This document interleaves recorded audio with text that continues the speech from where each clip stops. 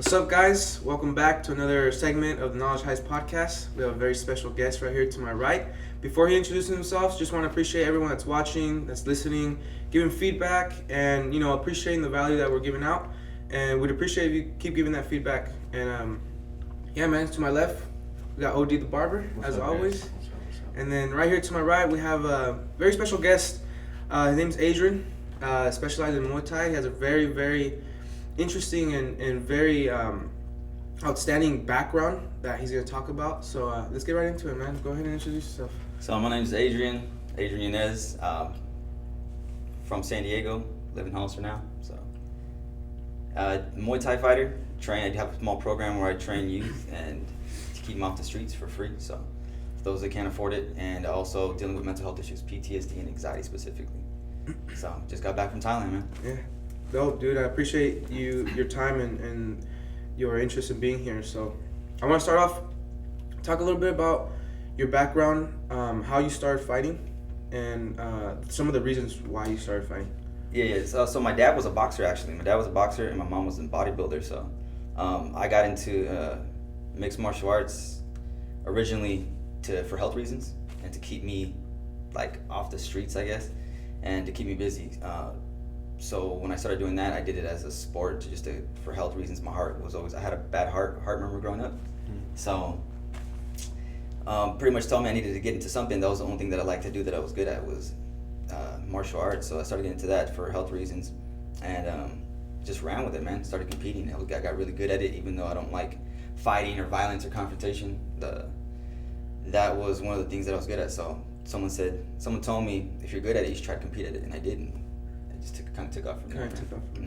Now, growing up, you said your dad was a fighter. Was that kind of something you looked up to? Did you see yourself fighting? Not really. No, my dad was a fighter, but my dad was my dad was abusive. My dad was used to beat my mom. Pretty much was abusive to us, so he kind of had anger issues. So no, I don't really, to be honest, I don't know my dad. Don't know him too much. I just know that he was a fighter. I know who he is. He was in prison for a long time, but him being abusive to my mom and everything like that was just made me fight in schools. I was a bad kid, dude. Bad kid. Always fighting in schools, getting in trouble, getting suspended. My mom always having to come and pick me up. But I think that had a lot to do with why we were so aggressive, and I think kind of fighting just I was able to release my aggression that way on the heavy bags and training, as opposed to on the streets with other people. Now, when did that come to surface? When did you ever start questioning yourself why you were so angry? No, you know what? I didn't know why I was angry going through that, because everybody in the neighborhood that I lived in was dealing with the same thing. Their parents weren't around, they were drug addicts, they didn't have a dad. All my cousins, my first cousins, most of their dads were drug addicts or weren't around. So it was normal to me. I thought this is what happens, this is what you're supposed to do. But I had the only difference between me was that I didn't let people know I was angry. I held it in for so long. Or my brothers and them, they would be fighting on the streets or let people know they were angry, kind of. They'd express it in different ways. For me, I just held it in, and then I would release it on certain people and different ways and things like that. So I was a little bit different, man. It was kind of, so you kind of realized that was what was affecting you, right? But it didn't make sense to you. It was kind of just normalized. Yeah, I didn't think about it until I got older, and I thought, okay, this is the reason why I was dealing with everything was because of my childhood. My dad not being around wasn't that big of a factor because my mom pretty much raised us, did everything for us that he didn't do. But I think just the fact that I seen a lot as a kid, man. I seen him, my dad pretty much knocked my mom out unconscious, and then he called the cops because he thought she was dead. That didn't affect me until I got older, and I realized, wait, this is why I did what I was doing. This is why I went through what I went through. But I was the type of kid that I didn't really get hurt or affected if you hit me physically. It was more of what you told to me. Mentally, I was weak. I would, people would make fun of me or say something, I would laugh and then go back to the room and cry. I think it was the same thing with my dad. He would hit us, or he would hit my mom mostly, and it never really affected me. And I didn't think about it until I got older. I'm like, dang, this is why I had to deal with what I dealt with growing up. This is why I had a hard childhood. It sucked, but it is what it is now. That's why I'm at where I'm at now. Yeah. And how old were you around that time? Dude, I was probably 6. My dad went to prison when I was 10. So from when I was born up until 10. And then after that, I was probably 11. But still, he went to prison for a long time, man. after that. Was there any like, did you guys come to a civil place, you and your dad? Like, did you build communication with him? No, what's funny is that or? my dad has I honestly think my dad has he doesn't think that he did anything wrong. He's kind of one of those people. I'm not sure if maybe he has some issues too. That's probably I have issues or something. But he doesn't understand what he did. Like, I don't think he honestly truly remembers. I think when he would get angry, he would black out. But now, I mean, he's out of prison. He's doing good. He has like another little family. He has kids, and he's a good dad. It's kind of weird to see him like that with my brothers and sisters, because he wasn't like that with us. But the one thing with him is that it doesn't occur to me, he's been out of my life for so long, that I have a dad. You know what I mean? It's not like, hey, I want to call my dad today, or I'm going to see if I want to rekindle a relationship. I forgave him a long time ago. Right now, he's actually, he'll keep in contact with me, you know, try to tell me good luck on my fights or training and things like that when I train. But it just doesn't hit me like, hey, he's my dad, and like, I should go try to talk to him or spend time with him. I think that's already over and done with. I think now it's just, now that I forgave him, he's out, he's doing good, it's kind of like, all right, now I move on. Definitely. You know, gotta move on from here. Now, I want to talk about what you just said about forgiving, because I feel, you know, it's hard as a human being. We're emotional creatures, so it's hard to forgive because there's a lot of factors. One of the main factors is ego. Yeah. Was it hard for you to forgive him? Not really. And how was that process? Like, how were you able to forgive him? It's kind of crazy. That's a good question, man. I never forgave him in person. I just kind of forgave him like, hey, look at what he did. He did what he did. I'm fine with that. You know, I'll forgive him, just me and God. And I think I was more angry at my mom for allowing it to go on for so long. And then after he was gone, I blamed everything on her. I put everything on her as opposed to me putting it on him. But he wasn't around for me to do that. You know, as I got older, I couldn't like, it's your fault that this happened or that I went through this. So I took it out on my mom, which made me feel bad. But as far as forgiving him, like, you know, it wasn't like I went up to him and said, it wasn't direct. Yeah, it wasn't direct. It was just we have a weird relationship where we don't really express our feelings or emotions to our family. So with him, it's just like, hey, Dad, you know, every time if I do see him, which is very rare, I haven't seen him in like a couple of years, but it's more like, hey, what's up, man? How you doing? You know, like, I see you fighting. Yeah. It's kind of like that awkwardness, but like, all right, cool, it's over and done with. We don't have to talk about the past anymore. But yeah, after that, it's kind of like, all right, it's like a unspoken forgiveness. You know, it's kind of it kind of came. And did you do it for yourself, or I mean, because I think I did it more for more for myself, More man, for for my own, so I didn't have to be angry anymore, because I was kind of angry as a kid. I was just angry at the world. I hated people. I hated being around people. I just felt like I had a chip on my shoulder, but I never showed it. It was only with certain people. My brothers would see it. My younger brother would see it. My mom would see it. But everybody else that wasn't related to me, no one ever knew. They thought, oh, he's a happy, funny guy, like energetic. But I go back home and I'd be like super, super angry. You know, like, man, I hate this. I hate this. I hate that. So I did it more for myself. But honestly, it's forgive myself for that. Yeah. Forgive him too. Now, I noticed that in talking about this, you say that you never really showed it. Like, you didn't show that you were angry. You didn't show that you were, you know, in the streets fighting because you wanted to fight. It was because, you know, it was just built up, right? Yeah. And then you also talked about how it was the emotional pain, not so much the physical pain. How did you kind of suppress that, you know, outside? And then, like, your family was like, okay, what's going on here? Oh, like, how did I suppress it around other people and stuff? Yeah, like, and then how, you know, now when you look back in hindsight, it kind of just exposed. I want to transition this into how it got, everything kind of exposed itself, right? Yeah. Like when you said you were in the military. Mm-hmm. So the suppression, and then how did it get exposed?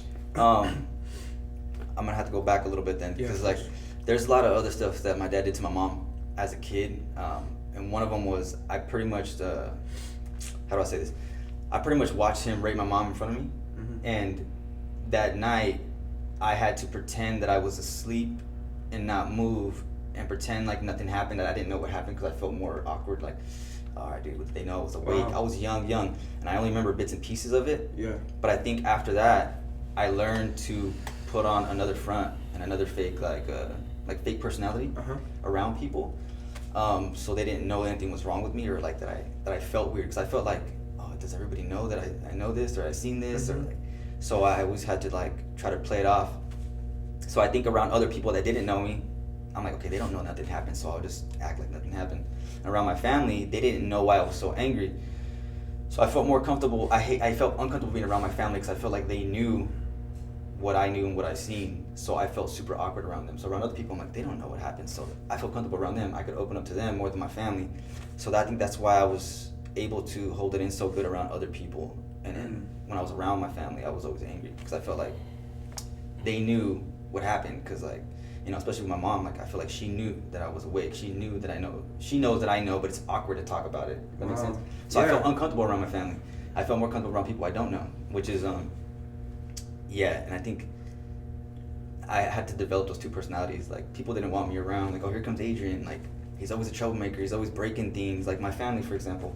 But I never realized, and they didn't realize why I was doing that stuff was because of everything that I seen at home. So I was doing like crazy things. Like, you know, one day I got my cousin's wrestlers and I just started burning the heads and watching them melt. And I thought, like, if I look back now, I'm like, dude, that kid's gonna be a serial killer. So, good thing I'm not a serial killer, man. But I mean, like, you know, things like that. No one really noticed. No one really thought like, oh, he has issues. They just thought like, oh, he's just crazy. So no one wanted me around. So I had to put on a front to be accepted. Like, okay, I had to stop doing this. I had to stop doing this. So my family would accept me and want me around. So I felt like nobody wanted me. My dad didn't want me. You know, girls didn't want me at the time because I was just crazy. My family didn't want me, so I had to put on a fake personality, fake like fake front, smile, front. And to be around people. So the only people that really were cool to me and accepted me and that were like understanding were people I didn't know. So that was easy for me to do that around other people. And when I went back home, then I was like the regular Adrian, always in a bad mood, angry, you know. So.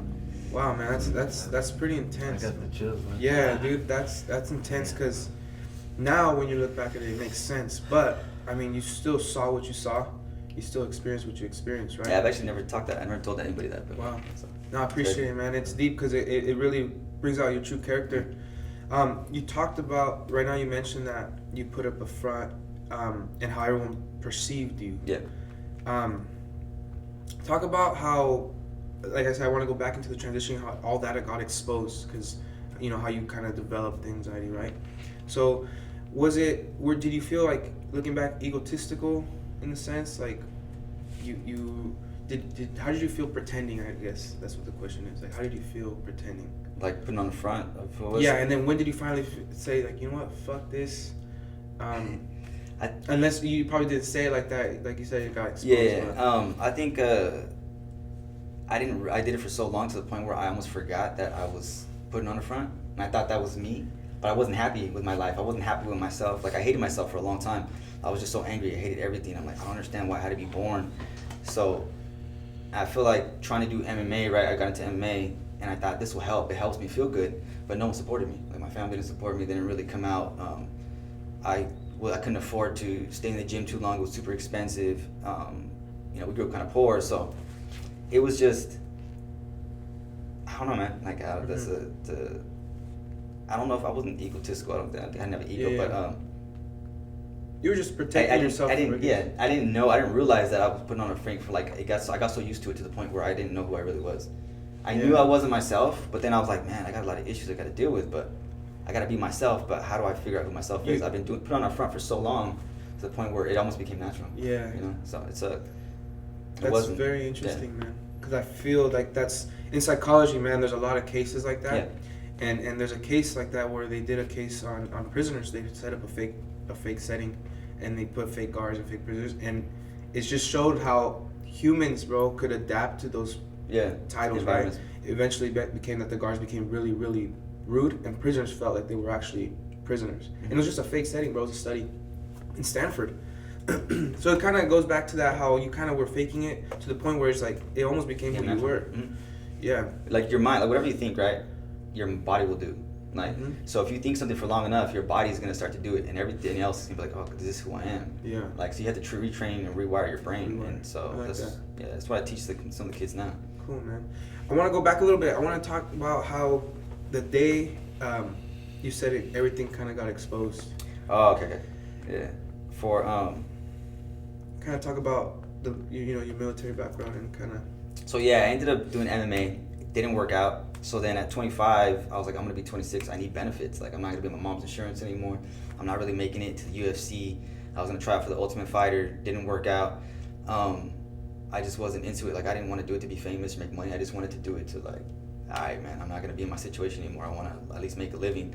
Then I joined the military, which I don't know if it was the best decision. It wasn't my first choice, but I figured I need something to fall back on.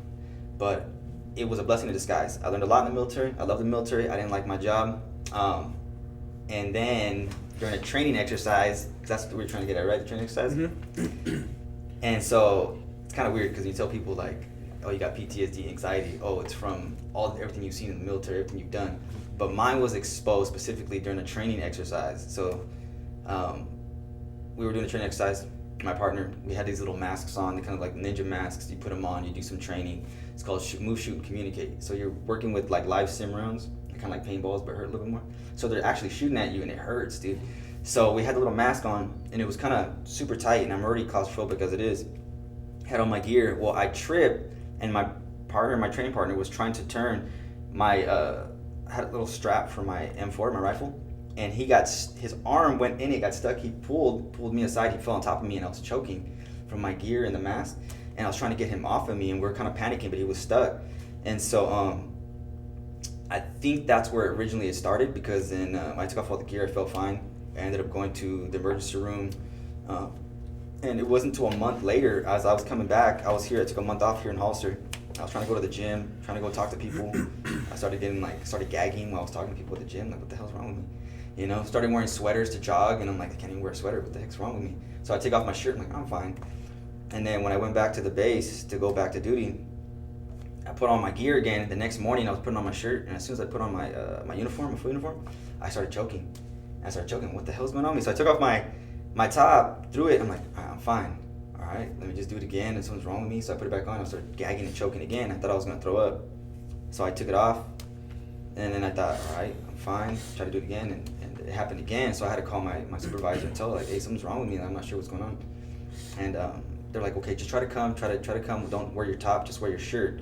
In the military, it's kind of like super strict, right? You can't go without your full uniform on, or else you get like reprimanded. So I was kind of walking to the back, went to the supervisor unit, and then I thought, all right, cool, I'm fine, I feel better. I tried to put my gear on again, and I started choking again in front of everybody. Man, it was so super embarrassing. So I ran out, and I told my supervisor, I can't do it, I don't know what's wrong. So they sent me to the emergency room, and they told me, you have anxiety. And I'm like, what, anxiety, what the hell's that? I thought I was having a heart attack, dude. Like, my heart was pumping.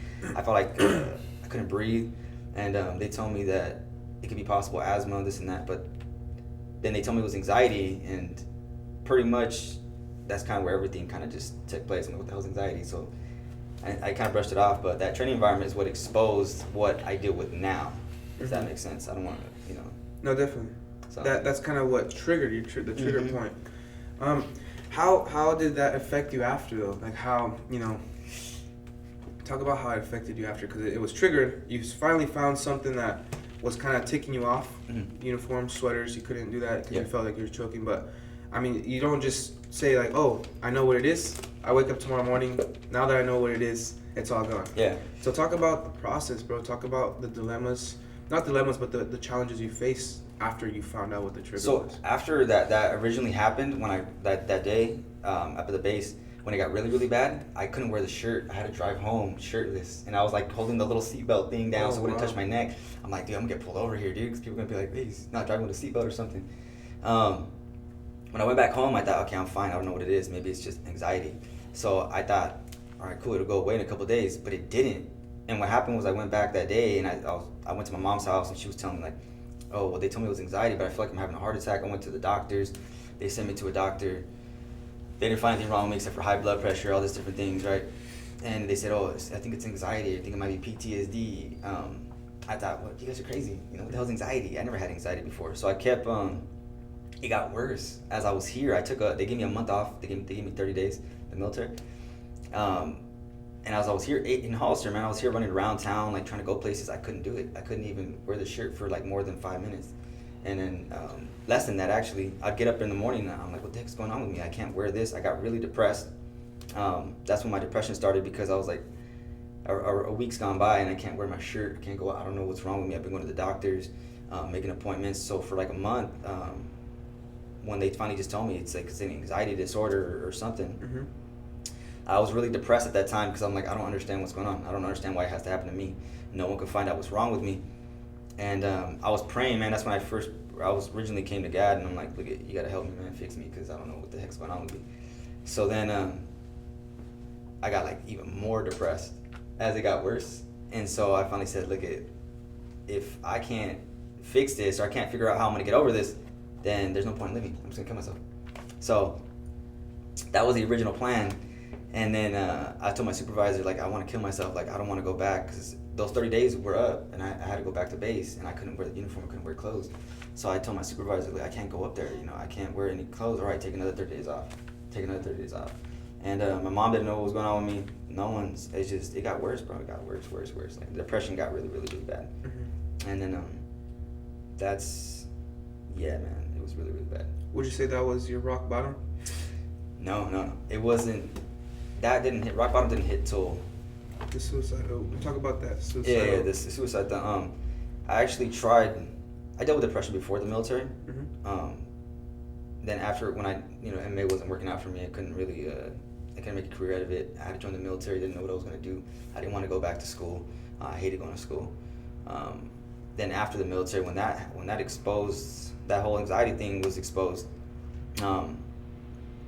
That was pretty much, it was rock bottom.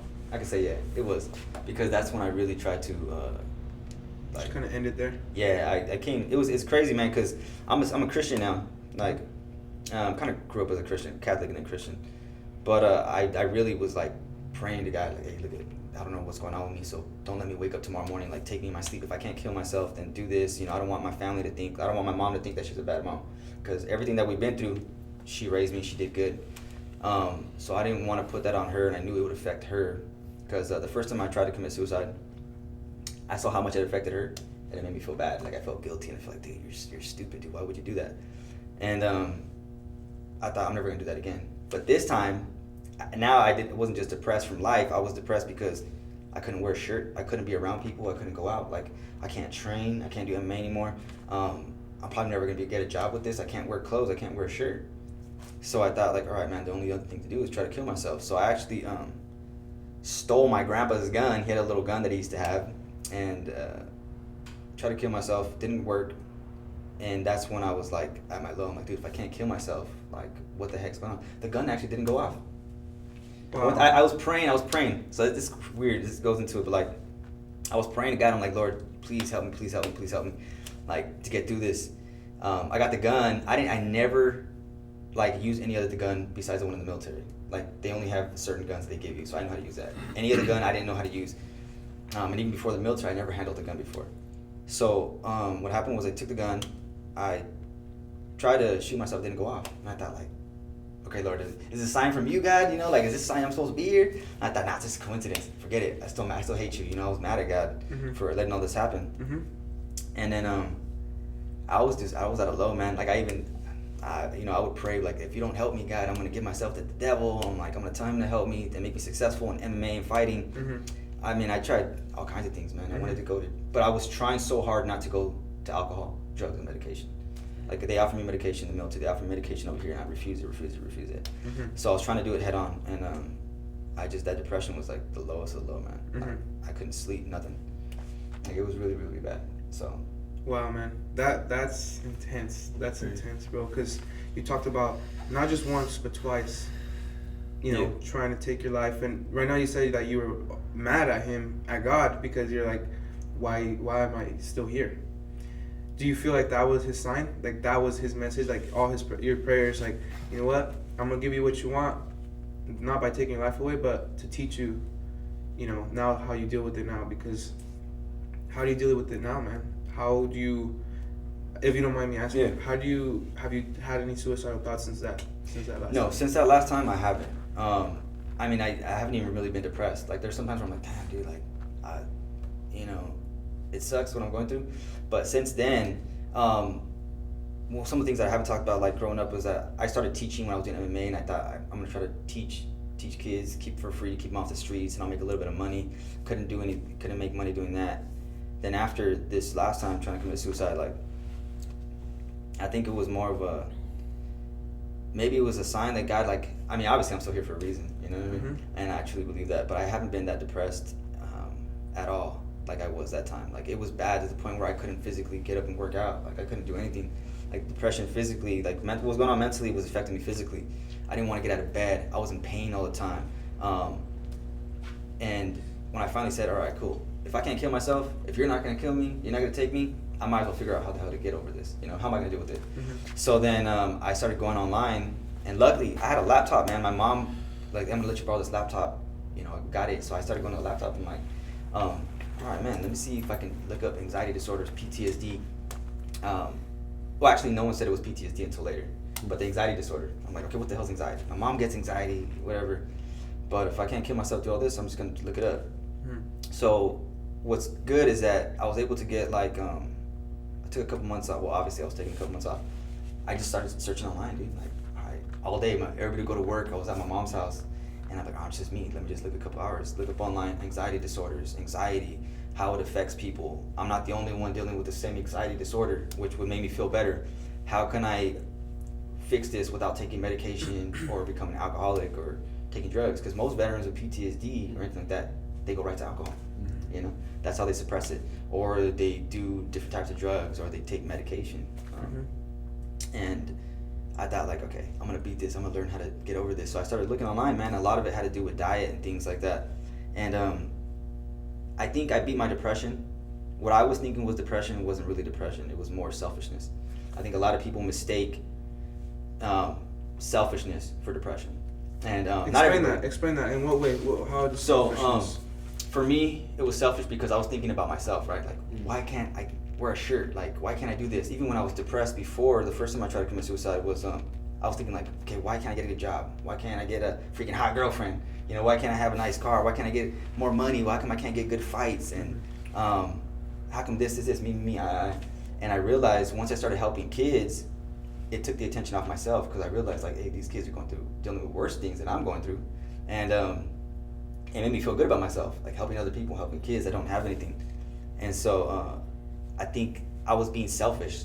And so I was thinking about myself, and I thought it was depression. I was getting depressed because of that. And a lot of people, like, there's depression for everything, right? You can have depression from trauma. You can have depression because of a chemical imbalance in your brain. Your diet's not right. But most people that suffer from depression are selfish. Like, I don't understand why this happened or this had to happen. I'm like, okay, you're thinking about yourself now. Like, if you go out and help somebody, I guarantee your depression will be better. And that's one of the reasons why after this last time I tried to commit suicide, I haven't been depressed because I train kids all the time. I help kids all the time.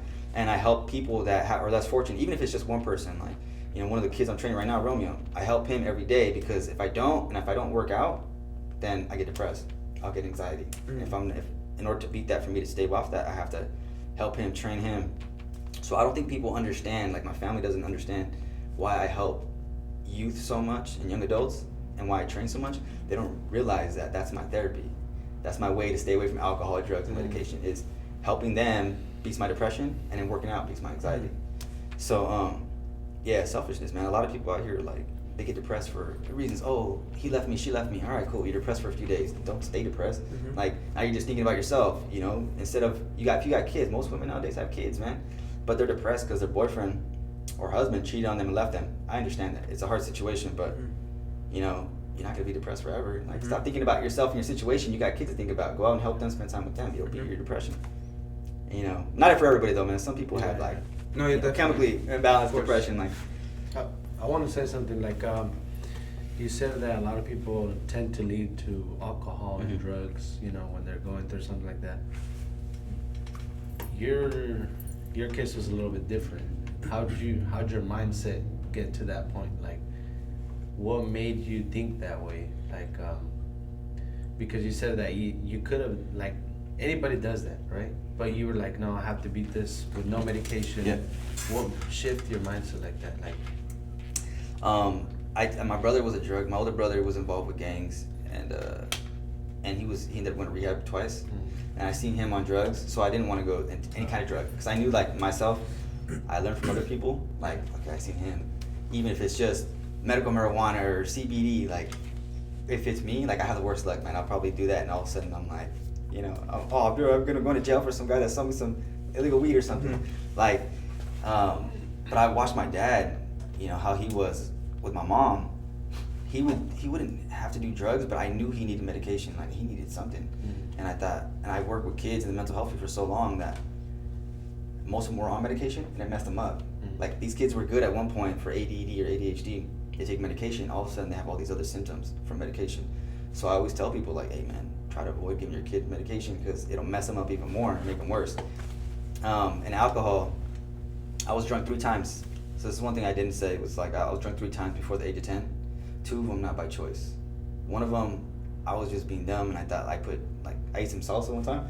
My grandma made it, and I was burning, so I went, and they had those little tequila bottles thingies from Mexico, and she came back, and I was just like, and I remember it felt weird. But one time, my uncles, they used to give us alcohol and beer, and then make us put on gloves. I was like 7 or 8, and then they'd give and then you just, make us fight, and they would bet on us. And I remember he's like, hey, drink 2 of them. I was like, I can only drink 1, dude. And he was like, it's nasty. And then, they gave me 2 of those, and you start feeling kind of weird. They'd give to the other kid and my cousins, and they put us in a circle, and they bet money on us, and they put on boxing gloves, and we start fighting.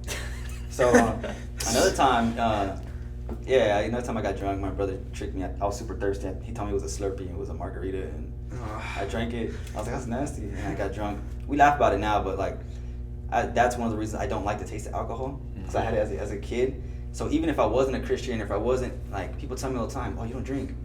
Oh, you're weird. I'm like, all right, bro. I don't need a drink to have a good time. It's weird to me that in order for you to have a good time, you have to drink.